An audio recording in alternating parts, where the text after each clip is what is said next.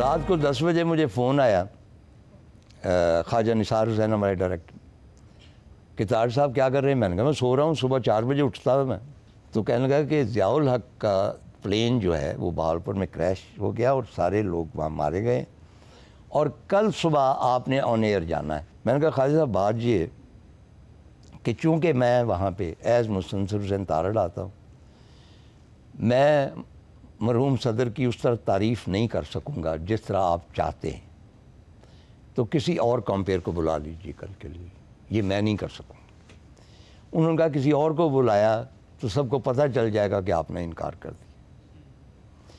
میں نے کہا پھر میں یہ کر سکتا ہوں کہ آپ مجھے لکھ کے دے دیں اور وہ میں پڑھ دوں گا، میں اپنی طرف سے نہیں کہوں. چنانچہ اگلی صبح مجھے لکھ کے دیا گیا تو میں نے کہا کہ یہ ہمارے نیوز سیکشن کی جانب سے رپورٹ آئی ہے، یہ میں پڑھے دیتا ہوں. وہ میں نے پڑھ دی. اس میں جو انٹرسٹنگ ایلیمنٹ تھا، دوسرا یہ تیسرا دن تھا جب میں آن ایئر تھا تو ایک کارندہ آیا ٹی وی کا، اور جب میں آف ایئر گیا ایڈ وغیرہ چل رہے، اس نے ایک پرچی رکھی تو اس کے اوپر لکھا ہوا تھا کہ ابھی کیبنٹ نے فیصلہ کیا ہے کہ ضیاء الحق صاحب شہید ہے. اس سے پہلے ان کے ساتھ مرحوم آتا تھا، یہ آپ چیک کر لیجئے. 2 دن وہ شہید نہیں ہوئے. تو آئندہ آپ نے ان کے نام کے ساتھ شہید کہنا ہے. تو جب میں آن ایئر گیا ہوں تو میں نے وہ پرچی پڑھ کے سنا دی، مطلب ایز سمپل ایز دیٹ. تو یہ ایک ہسٹوریکل ایلیمنٹ. اب جس کی طرف اشارہ ہو رہا ہے یہ میں نے بہت کم شیئر کیا ہے. ہوا یہ کہ بھئی ایک روز پریزیڈنٹ لغاری تھے اور ان دنوں پریزیڈنٹ لغاری کی بی بی بے نظیر کے ساتھ تھے کوئی اختلافات تھے. تو پریزیڈنٹ ہاؤس سے مجھے انویٹیشن آئی کہ کل اتنے بجے پریزیڈنٹ لغاری آپ سے ملاقات کرنا چاہیں گے. اب مجھے بڑی حیرت ہوئی کیونکہ مجھے قطعی طور پر شوق ہی نہیں ہے کہ ان لوگوں سے ملنے کا کہ بھئی کس سلسلے میں.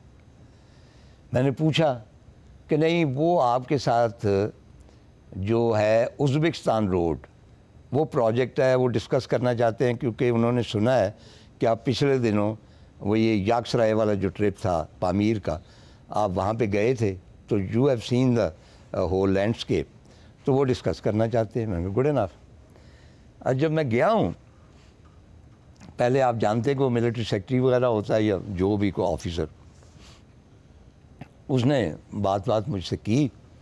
تو کوئی اور صاحب تھے اس وقت پریزیڈنٹ کے ساتھ، تو مجھے کہنے لگے کہ طاہر صاحب، آگے انہوں نے وہ رکھا ایک کاغذ رکھا کہ آپ نے پریزیڈنٹ لغاری کو درخواست کرنی ہے کہ وہ آپ کے مارننگ شو میں ایز اے گیسٹ تشریف لائیں.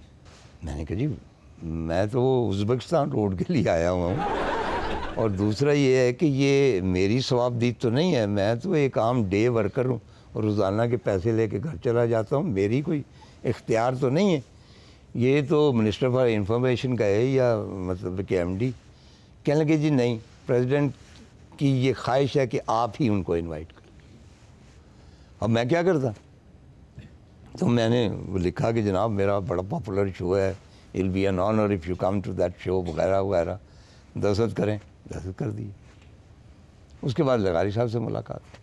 لغاری صاحب نے قطعاً بات نہیں کی کہ میں نے اپنے آپ کو انوائٹ کروایا ہے. تو ہم باتیں کرتے رہے یہ وہ سارا کچھ. تو میں نے کہا جی کہ اس طرح مجھے باہر اس خواہش کا اظہار ہوا ہے کہ آپ آنا چاہتے ہیں. تو کہنے لگے نہیں وہ تو میرا خیال تھا کہ آپ کی طرف سے کوئی درخواست آئی. اب میں ان کو کیا سامنے تو نہیں بڑے لوگوں کے کہہ سکتا کہ جناب آپ جھوٹ بول رہے ہیں. تو میں نے کہا جی ہاں وہ میری بھی خواہش ہے. تو کہنے لگے کہ اس کو سنا ہے کہ صرف خواتین دیکھتی ہیں. تو میں نے کہا جی خواتین بھی تو ووٹ دیتی ہیں. If you are a democratic person تو 50% ووٹ آپ کو چلے جائیں گے اگر آپ آئیں گے. اس قسم کی گفتگو ہوتی رہی، چائے وائے جو بھی آدھا پونا گھنٹہ. اگلے روز ان کا ٹیلی فون آ گیا ملٹری سیکٹری کا کہ آپ بتائیں کون سے دن کیا کرنا ہے. تو میں نے پلان کر لیا کہ اس کو کس طرح میں کروں گا. لگے گا کہ یہ لائیو ہے، لائیو ہوگا نہیں، پہلے ریکارڈڈ ہوگا وغیرہ وغیرہ. انہوں نے کہا جی کب؟ میں نے کہا یہ گیم ہاتھ سے نکلتی جا رہی ہے، یہ 2 بیلوں کی لڑائی ہے، اس میں نے پس جانا ہے مینڈکن. I went to the head quarter. تو میں وہاں پہ گیا تو وہاں پہ میں نے چٹ بھیجی تو شی واز بزی. تو وہ کہنے لگی کہ 10 منٹ آیا کہ انتظار کیجیے. تو میں نے لکھا کہ madam the matter concerns the president of Pakistan. Madam تو بھاگتی ہوئی آئیں. آخر کیا ہوا؟ میں نے کہا اس طرح وہ میرے مارننگ ٹرانسمیشن میں آ رہے ہیں. تو ان کو کس نے انوائٹ کیا؟ میں نے تو نہیں کیا. میں نے کہا جی آپ نے تو نہیں کیا، میں نے کیا. کہنے لگے بس وہ اپنا ہوا کے گھوڑے پہ. آپ پتہ ہے کہ جو ہمارے صاحبان اختیار ہوتے ہیں، اب ایم ڈی کیا ہوتا ہے دنیا میں سب سے زیادہ فرعون پاکستان میں. ایک چھوٹا سا جو جونیئر کلرک ہے اس کے پاس کچھ تھوڑا سا اختیار آتا فرعون بن جاتا. چینج ہے کہ M D P T V at that time. انہوں نے کہا کہ آپ کون ہوتے تھے یہ کرنے والے، آپ کو اختیار نہیں کیا، کس طرح گئی یہ وہ نہیں آپ نے کیوں انوائٹ کیا، دستخط کیوں کی انویٹیشن؟ کیونکہ she was a friend of بے نظیر. ان کو پتہ تھا کہ ان کا آپس میں ہے. اور لغاری صاحب بھی یہ چاہتے تھے کہ ٹی وی پہ آ کے میں اپنا امیج جو ہے وہ بہتر کروں اور اپنی ذرا لابی اسٹرانگ کروں. انٹیریئر موٹیو تھا، اس کے لیے مجھے استعمال کیا جا رہا تھا. تو میں نے ان کو یہی کہا، میں نے کہا بی بی بات یہ ہے کہ اگر پریزیڈنٹ آف پاکستان مجھے حکم دیتا ہے کہ مجھے انوائٹ کرو تو کوڈ آئی ریفیوز؟ مجھے آپ بتاؤ. اس کے بعد انہوں نے لکھا کہ نہیں تارڑ کے علاوہ کوئی اور کمپیئر. اب انہوں نے ایک اور حماقت کی. جواب میں آیا، میں نے وہ خط دیکھا کہ ہمیں تارڑ کے علاوہ پریزیڈنٹ کو اور کوئی قبول نہیں ہے کمپیئر. اب ان کو پکا شک ہو گیا کہ یہ لغاری صاحب کے ساتھ، حالانکہ میرا کوئی تعلق نہیں تھا. تو فائنلی یہ ہوا کہ خوش قسمتی میری تھی کہ حیدرآباد گئے لغاری صاحب. وہاں سے ان کے پرسنل جو فزیشین ان کا فون آیا اور انہوں نے کہا جی کہ وہ لغاری صاحب کو تو چک پڑ گئی، اس کو مؤخر کرنا ہوگا کم از کم 10 دن. میں نے کہا جی ٹھیک ہے. وہ مؤخر اس لیے نہیں ہوا کہ مارننگ ٹرانسمیشن میں جو مجھے جواب ملا وہ اس وجہ سے ملا تھا. اس کے بعد مجھے گھر ٹیلی فون آ گیا کہ you are no more required for the morning transmission. تو یہ اس کی اصل حقیقت تھی. میرا خیال مارننگ ٹرانسمیشن میں جو مجھے پذیرائی ملی ہے، میں دعویٰ تو نہیں کرنا چاہتا لیکن آج تک کسی بھی ٹی وی کی شخصیت کو نہیں ملی.